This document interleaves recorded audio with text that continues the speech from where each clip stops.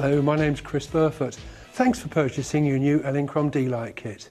This kit has been designed and manufactured by the world's leading studio lighting company, of Switzerland, and with care will give you many years of great service and thousands of super pictures.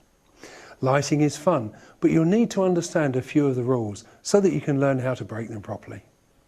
By following some simple steps, I'm going to help you get started and show you just how easy it is to produce professional results. We're going to cover single-person portraits, a couple, a small family group, and a baby on a simple white background. Internet auction sites now are really popular, but to sell your unwanted items, a good picture is going to make all the difference. I'm going to show you how to do that as well. Let's set up a simple portrait using just one D-lite with its softbox fitted. This is Laura, and we'll start off with her sitting in front of a simple background. We've all seen photos taken with a flash on camera, where the light comes from the camera position and we get flat, even lighting with no three-dimensionality and maybe a little red eye. Something like this. Okay, nice big smile then. That's great. So what can we do to improve this? Firstly, we can move Laura away from the background. Secondly, we can move her shoulders away from the camera. Let's dim the room lights so that we can really see what's going on. We've moved the light round to the side so you can see that we now have a lit side and an unlit side to Laura's face. The light quality is very soft and flattering.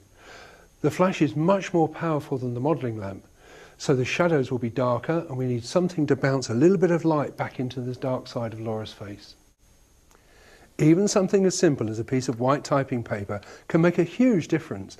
Look at the amount of light that's putting back into the side of Laura's face. You could use a piece of white card, very efficient and very inexpensive. Or a purpose-built reflector panel, white on one side, silver on the other, has the added advantage that it folds up. We're going to use the white side of our reflector for our picture, but because I haven't got anyone to hold it for me, I've fitted it into this special holding arm so that we can position it exactly in the right place. We still want to retain a little bit of shading in this side of Laura's face to give that three-dimensional look to our picture. We can adjust the level of the reflected light by moving it further in or further away. We've now got a really nice looking portrait, so we're ready to take a picture. Let's recap. On this overhead graphic, it's easy to see the position of the light and the reflector. First, we position the main light with a larger softbox to the side, a little less than 45 degrees around from the camera. The head is slightly higher than Laura, angled down, and it is 1 metre away, set at a power level of 2.4. The reflector panel is then positioned at a similar angle on the other side. Let's look at some examples taken with this really simple setup.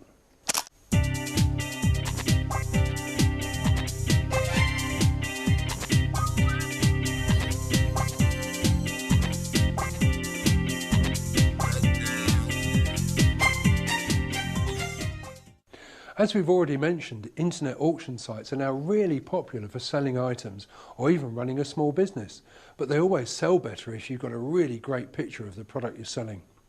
Let's say I wanted to photograph this.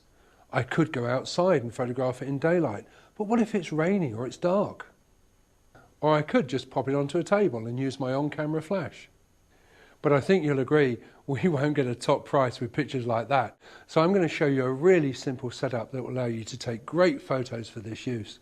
And don't forget, a super picture will also help you optimize the value for an insurance claim. What could be simpler? Here we have a piece of white paper supported from the back coming down onto the table with a gentle curve.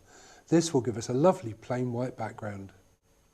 I've fitted both softboxes onto the D-lights and I'm going to place them one each side angled down. Because of the wide control range of the D-lights, we can use them really close.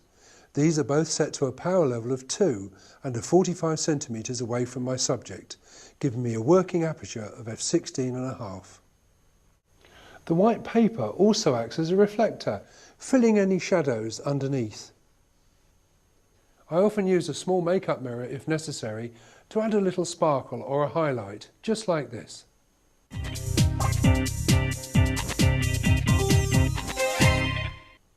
Well, now it's over to you.